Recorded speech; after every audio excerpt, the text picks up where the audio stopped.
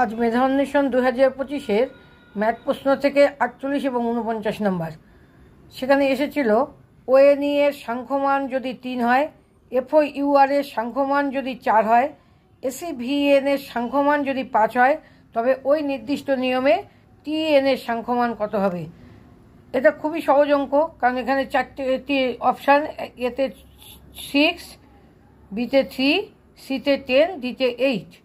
এবার দেখো ONE 1 2 3 তিনটে অ্যালফাবেট আছে, FOUR 1 2 3 4 চারটে অ্যালফাবেট আছে, SEVN 1 2 3 4 5 পাঁচটা অ্যালফাবেট আছে। তাহলে 10-এ কটা অ্যালফাবেট আছে? 1 2 3, মাত্র 3টে।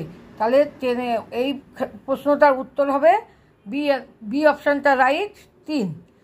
এবার 49 নম্বরটা দেখো, কোনো একটি সাংকেতিক ভাষায় SIXকে লেখা হয় XIS, SEVNকে লেখা হয় ENVAC, EIGHTকে লেখা হয় HTGEI। তবে ওই ভাষায় FIFTEENকে কী লেখা হবে? এখানে বলা আছে NEET FIF হতে পারে, বি নম্বরে বলা আছে EEFFTIN, সি নম্বরে বলা আছে ENTFF, আর ডি নম্বরে আছে NENTFIF।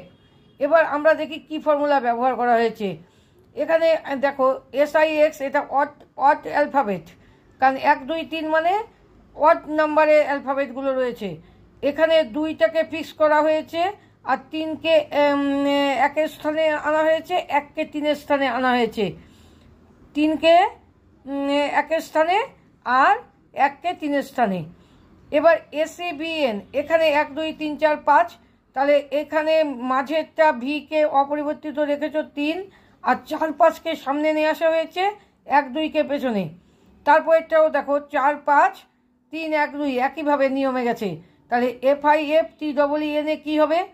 এখানে FIF আর তোমার আর EEN, তার মাঝখানে টিকে অপরিবর্তিত রাখো, EENটা সামনে আসবে, EN, আর FIFটা পেছনে চলে যাবে।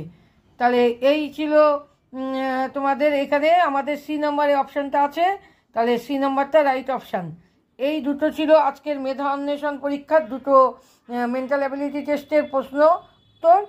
আর তোমরা দেখে নেবে, যারা NMMS পরীক্ষায় বসতে যাচ্ছ ডিসেম্বর মাসে, তারা ভালো করেই দেখবে।